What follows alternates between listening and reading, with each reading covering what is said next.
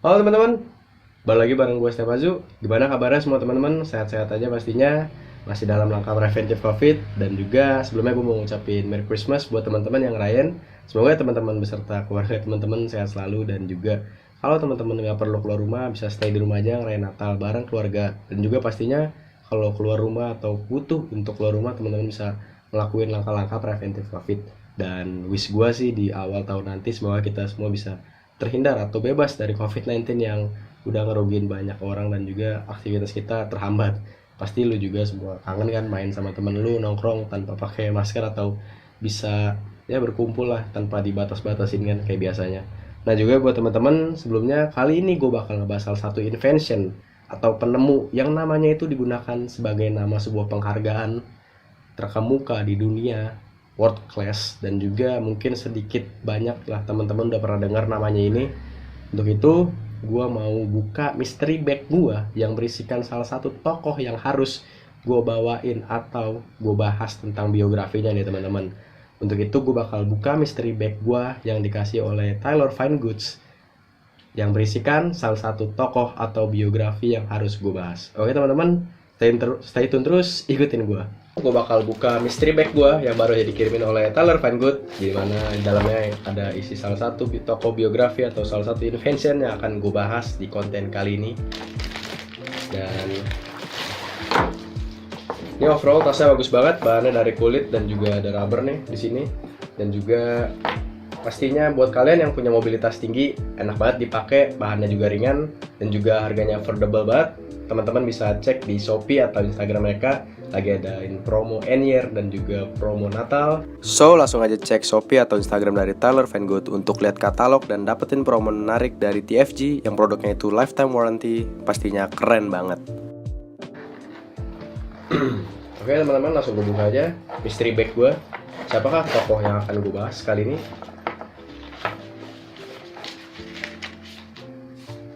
Oke teman-teman, tokoh yang akan gue bahas kali ini adalah biografi dari Joseph Pulitzer, salah satu pionir atau tokoh yang memperkenalkan media massa secara luas, di mana dia memperkenalkan media cetak kuning atau berbasis koran yang mendunia saat ini, dan mungkin juga itu adalah salah satu awal mulanya terjadi media massa atau perkembangan dari media massa itu sendiri, yang dimana sekarang berkembang menjadi media digital dan juga platform-platform media sosial yang menginformasikan berita kepada halayak luas atau audiens. Oke teman-teman, untuk itu pembahasan lebih lanjut, ikutin gue terus.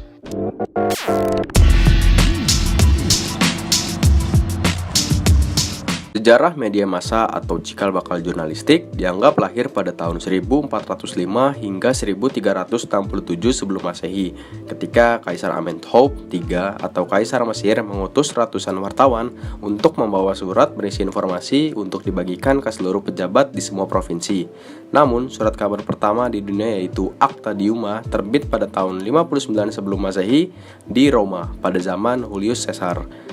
Surat kabar tersebut juga berisi kebijakan-kebijakan kaisar, pengumuman resmi, dan juga informasi penting lainnya.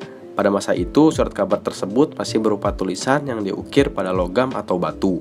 Surat kabar pertama di dunia yang dicetak adalah Relation, di mana surat kabar ini diterbitkan pada tahun 1605 oleh wartawan Jerman yang bernama Johann Carolus dan menggunakan bahasa Latin. Surat kabar pertama kali muncul di Eropa pada abad ke-17 di Oxford Gazette dan merupakan surat kabar pertama yang dicetak dalam bahasa Inggris dan diterbitkan secara berkala pada tahun 1665. Serta pada tahun 1702 terbitlah Daily Courant yang merupakan koran harian pertama di Inggris dan menjadi cikal bakal media massa pada saat itu.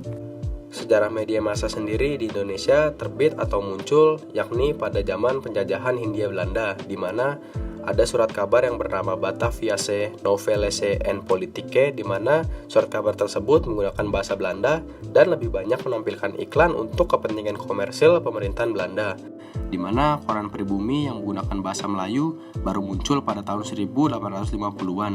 Surat kabar Bromantani yang berbahasa Jawa terbit di Solo pada tahun 1855, dan barulah pada tahun 1943 terbitlah Medan Prijanji yang berbahasa Melayu dan berisi gambaran situasi politik serta interpretasinya dari sudut pandang nasionalisme. Oke teman-teman, tadi kalian udah tahu lah ya sedikit banyak terkait perkembangan sejarah media massa, bagaimana diaplikasikan, dan juga bagaimana sih media massa itu berkembang hingga saat ini menjadi suatu platform di media daring atau internet, dan juga bisa dengan cepat diakses dan didapatkan oleh masyarakat luas. Karena menurut gue tuh media massa adalah salah satu konsumsi primer yang dibutuhkan oleh masyarakat sebagai sarana informasi dan juga untuk komunikasi kepada orang lain atau individu lain.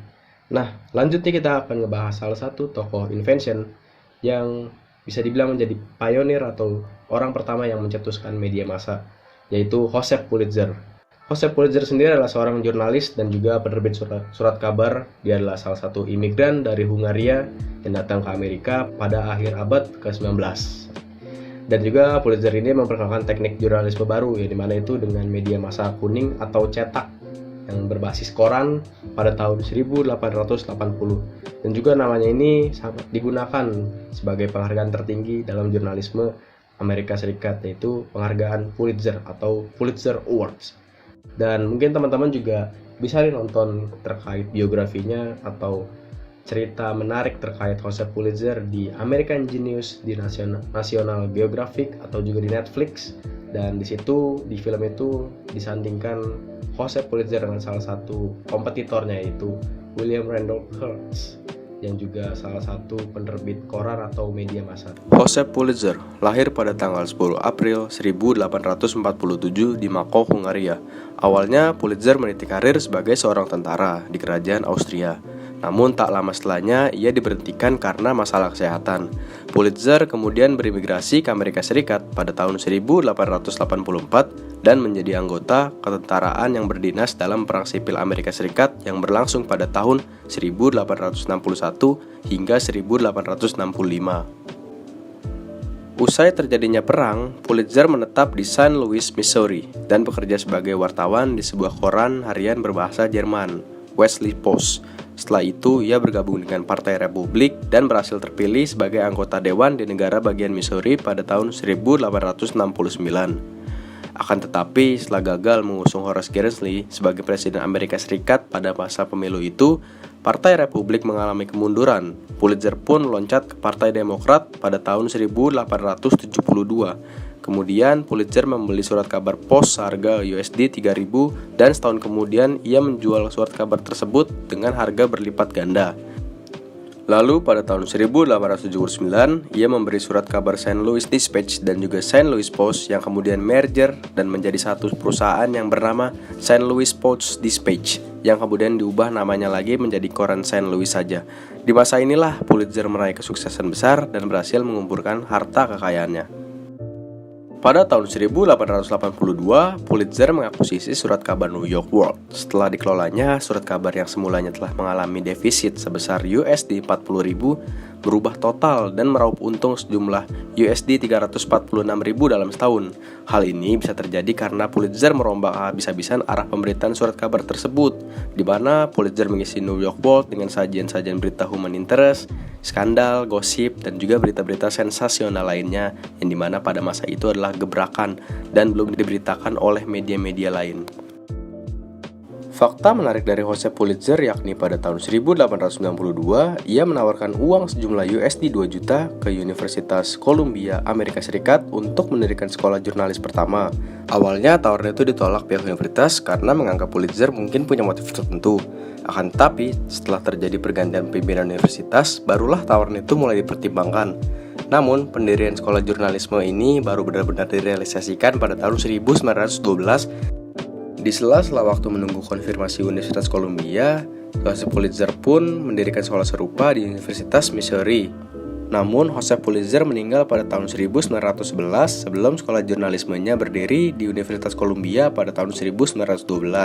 Joseph Pulitzer meninggal di atas kapal pesiar miliknya yang sedang berlabuh di Charleston, South Carolina. Kemudian ia dimakamkan di Bronx, New York.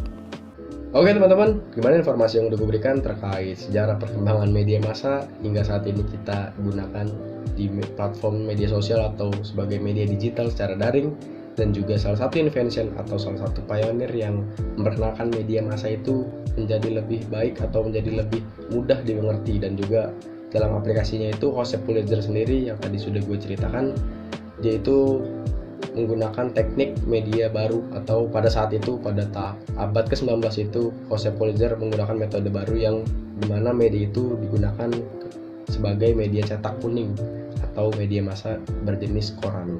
Oke teman-teman, mungkin segitu dulu informasi yang gue bisa kasih ke teman-teman. Terima kasih teman-teman, sampai ketemu di konten selanjutnya. Gue Snapazu, cabut dulu. Thank you.